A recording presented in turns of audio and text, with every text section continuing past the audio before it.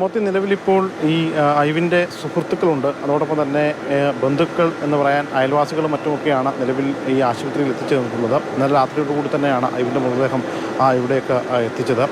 ഇനി ഇവിടെ ഇൻക്വസ്റ്റ് നടപടികൾ പൂർത്തിയാക്കാനുണ്ട്. ഈ ഇൻക്വസ്റ്റ് നടപടികൾ പൂർത്തിയാക്കിയ ശേഷം സർക്കാർ ആശുപത്രിയിൽ ആയിരിക്കും പോസ്റ്റ്മോർട്ടവും മറ്റു കാര്യങ്ങളൊക്കെ നടത്തുക. അതിനുശേഷമായിരിക്കും സംസ്കാരം ഉൾപ്പെടെയുള്ള കാര്യങ്ങൾ തീരുമാനിക്കുക. നിലവിൽ സഹോദരി ബംഗളൂരുവിലാണ്. സഹോദരി ബംഗളൂരുവിൽ നിന്ന് എത്തേണ്ടതായിട്ടുണ്ട്. നമുക്ക് ദൃശ്യങ്ങൾ കാണാം. തൊട്ടപ്പുറത്ത് ഐവിൻ്റെ സുഹൃത്തുക്കളെയും ഒക്കെ നമുക്ക് കാണാം. അവരൊക്കെ ഒരുമിച്ച് ജോലി ചെയ്യുന്ന ആൾക്കാരാണ്. കൂടാതെ തൊട്ടപ്പുറത്ത് അയൽവാസികളും മറ്റുമൊക്കെയുണ്ട്. അവരോട് ചോദിച്ചപ്പോഴാണ് ഈ ഒരു കുടുംബത്തെക്കുറിച്ചും കാര്യങ്ങളൊക്കെ പറയുന്നത്. അതായത് ഈ തുറവൂർ എന്ന് പറയുന്ന സ്ഥലത്ത് നിന്ന് ഏകദേശം അരമണിക്കൂർ ദൂരം മാത്രം മതി ഈ ഐവിൻ ജോലി ചെയ്യുന്ന സ്ഥാപനത്തിലേക്ക് എത്താൻ. ഇന്നലെ രാത്രി 9:30 തുറവൂരിൽ നിന്നും ഐവിൻ ഈ ജോലി ചെയ്യുന്ന സ്ഥാപനത്തിലേക്ക് വരുന്നു. ഏകദേശം 9:45 കൂടിയാണ് ഈ ഒരു സംഘർഷ സമാനമായ ഒരു സാഹചര്യം ഉടലെടുക്കുന്നത്. അവിടെ വെച്ച് തർക്കം ഉണ്ടാവുകയും തുടർന്ന് ഈ തർക്കത്തിൻ്റെ കാര്യം ഓഫീസിലേക്ക് വിളിച്ചു പറയുകയും ചെയ്യുന്നുണ്ട്. കാരണം താൻ 10 മിനിറ്റ് വൈകി എത്തുള്ളൂ എന്ന് ഈ ഒരു തർക്കം ഉണ്ടായിട്ടുണ്ടോ എന്നുള്ള കാര്യവും ഒക്കെ ഓഫീസിൽ വിളിച്ച് ധരിപ്പിക്കുകയും ചെയ്തു എന്നൊക്കെയാണ് അയൽവാസികളും മറ്റുമൊക്കെ നമ്മോട് പറയുന്നത്. അതിനുശേഷം ഒരുപക്ഷെ ഈ തർക്കത്തിന് ശേഷം വീണ്ടും തിരികെ ഓഫീസിലെത്തും എന്ന ഒരു പ്രതീക്ഷയോടുകൂടി തന്നെയാണ് അദ്ദേഹം കാര്യങ്ങൾ പറയുന്നത്. കാരണം ഈ ഒരു തർക്കം ആ തർക്കത്തോടുകൂടി തീരും. പക്ഷേ ഇവിടെയാണ് ഒരു പരസ്പരം ഒരു പരിചയവുമില്ലാത്ത ആളുകൾ ഇത് വലിയൊരു കാര്യമായിട്ട് എടുത്തുകൊണ്ട് ആ ഒരു കൊലപാതകത്തിലേക്ക് എന്ന രീതിയിലേക്ക് കാര്യങ്ങൾ നീങ്ങുന്നൊരവസ്ഥ ഉണ്ടാകുന്നതും. ഐവിനൊരു ഓൾട്ടോ കാറിലാണ് വന്നത്. ആ ഓൾട്ടോ കാറിലാണ് ഐവിൻ സഞ്ചരിച്ചത്. അതിനുശേഷമാണ് തയ്യാറാണെങ്കിൽ അവരോട് നമുക്ക് ചോദിക്കാമായിരുന്നു, ഈ ഉദ്യോഗസ്ഥരെ നേരത്തെ ഐവിന് പരിചയമുള്ളവരാണോ എന്നത്, അല്ലേ?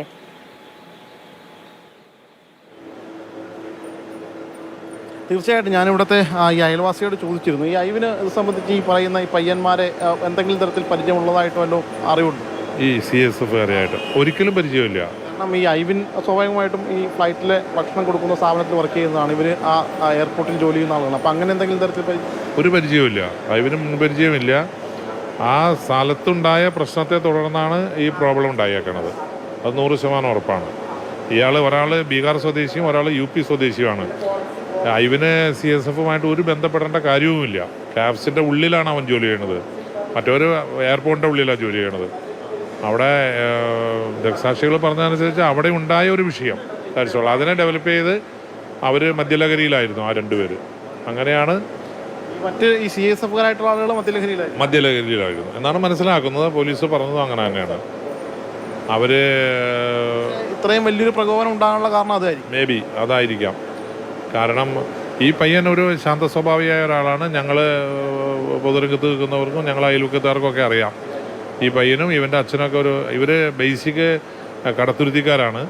ഒരു 25 വർഷമായി ഇവിടെ വന്നിട്ടുള്ളൂ. അയാളുടെ അച്ഛൻ ഈ ഹോസ്പിറ്റലിൽ ജോലി കിട്ടിയതുമായി ബന്ധപ്പെട്ട് ഇവിടെ വന്നതാണ്. ഫിസിയോതെറാപ്പിസ്റ്റായിട്ട് വന്നതാണ്. അങ്ങനെയാണ് അങ്കമാലി ബേസ് ചെയ്ത് വരുന്നത്. തുറവൂരാണ് താമസിക്കുന്നത്. ജോലിക്ക് കയറിയിട്ട് അധികം നാളായോ? ഇല്ല, ജോലിക്ക് കയറിയിട്ട് അധികം നാളായിട്ടില്ല. അവൻ ഷെഫ് കോഴ്സ് കഴിഞ്ഞ് ഐ തിങ്ക് ഇപ്പോൾ അവിടെ ട്രെയിനി ആയിട്ട് ജോലി ചെയ്യാണ് കാപ്സിൽ.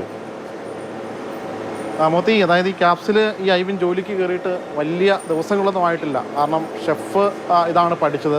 ഷെഫ് ട്രെയിനി ആയിട്ടാണ് ആ ജോലി തുടങ്ങിയേ ഉള്ളൂ. ആ ജോലി തുടങ്ങിയപ്പോൾ വളരെ നിർണായകമായ വിവരമാണ് ഈ അയൽവാസി പങ്കുവച്ചതും. ഈ CSF ഉദ്യോഗസ്ഥർ 2 പേരും മദ്യലഹരിയിലായിരുന്നു എന്നതാണ്. അങ്ങനെ പെട്ടെന്നുണ്ടായ തോന്നലിലാണ് ഈ ഒരു കൊലപാതകം നടത്തിയത് എന്നുമാണ്. മാത്രമല്ല ഇവർക്ക് മുൻ പരിചയവും ഇല്ല എന്ന് ഈ അയൽവാസി പറയുകയാണല്ലോ. അത് തന്നെയാണ്. അതായത് ഒരു മുൻപരിചയവുമില്ലാത്ത ആളുകളാണ്. കേവലം ഒരു വഴിത്തർക്കത്തിൻ്റെ പേരിൽ, അതായത് വാഹനത്തിന് സൈഡ് കൊടുക്കുന്നതുമായി ബന്ധപ്പെട്ടുണ്ടായ തർക്കമാണ്. ആ തർക്കം ഒരുപക്ഷെ ഇങ്ങനെ മൂർച്ഛിക്കണമെങ്കിൽ ഇവർ 2 പേരും മദ്യലഹരിയിൽ തന്നെ ആയിരിക്കണം. ആ മദ്യലഹരിയിലായിരുന്നതിൻ്റെ പശ്ചാത്തലത്തിൽ തന്നെയാണ് ഇങ്ങനെ ഒരു വലിയൊരു അക്രമം കാട്ടാൻ ഇവർ തുനിഞ്ഞതും. ആ അക്രമത്തിൻ്റെ ഭാഗമായിട്ടാണ് മറ്റൊരു CSFകാരന് നാട്ടുകാരുടെ മർദ്ദനം വെക്കേണ്ടി വരും. സ്വാഭാവികമായിട്ടും ഇത്രയും വലിയൊരു ക്രൂരത ചെയ്യുമ്പോൾ ആരായാലും കണ്ടു നിൽക്കുന്ന ആളുകൾ ഒരുപക്ഷെ എന്തായാലും അവരുടെ ആ കൈ അനങ്ങാതിരിക്കുകയില്ല. അങ്ങനെ സംഭവിച്ചതാകാം. നാട്ടുകാരും മറ്റുമൊക്കെ ഇയാളെ മർദ്ദിച്ചതും. എങ്കിൽ പോലും ഒരു ജീവനാണ് നടു റോട്ടിൽ ഇവർ പൊലിച്ചു കളഞ്ഞത്. കാരണം ഒരു വാഹനത്തിൻ്റെ ബോണറ്റിലൊക്കെ ഇട്ട് വളരെ സ്പീഡിലാണ്, നമുക്ക് ആ CCTV ദൃശ്യങ്ങൾ കാണാം, ആ വാഹനത്തിൻ്റെ ബോണറ്റിലിട്ട് ഒരാളെ വളരെ അതിവേഗത്തിൽ കൊണ്ടുപോകുന്നു. അപ്പോൾ ഈ ഉള്ളിലുള്ള മദ്യം, ആ മദ്യത്തിൻ്റെ ഇത് പുറത്തു വന്ന് ഈ രീതിയിൽ ഒക്കെ ചെയ്യിപ്പിക്കുക എന്ന് പറയും സ്വാഭാവികമായിട്ടും ഗുരുതരമായ പിഴവ് അവരുടെ ഭാഗത്തുനിന്ന് വന്നു. തക്കതായ ശിക്ഷ തന്നെ വേണം. കൊലക്കുറ്റമാണ്.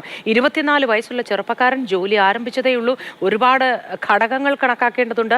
ഒരു കുടുംബത്തിന് നെടുന്തൂണായി നിൽക്കേണ്ട ചെറുപ്പക്കാരനാണ്, കുടുംബത്തിലെ ആൺതരിയാണ്, ഏക മകൻ. അങ്ങനെ ഒരുപാട് ഘടകങ്ങളുണ്ട്. ജോലിയിൽ പ്രവേശിച്ച വളരെ മാന്യമായ സൗമ്യമായ ശീലമുള്ള ഒരാൾ, അങ്ങനെ ഐവിനെ ഒരൊറ്റ നിമിഷത്തെ തോന്നലിന് രണ്ടുപേർ മദ്യലഹരിയിൽ കൊലപ്പെടുത്തി കളയുക എന്ന് പറഞ്ഞാൽ ഒരു തരത്തിലും ഒരു വിട്ടുവീഴ്ചയ്ക്കും ഇട കൊടുക്കാത്ത വിധത്തിലുള്ള നിയമ നടപടികൾ ഇവർക്കെതിരെ സ്വീകരിക്കേണ്ടതാണ്. രണ്ടാൾക്കുമെതിരെ ബീഹാർ UP സ്വദേശികളാണെന്നാണ് മനസ്സിലാക്കുന്നത് രണ്ടുപേരും.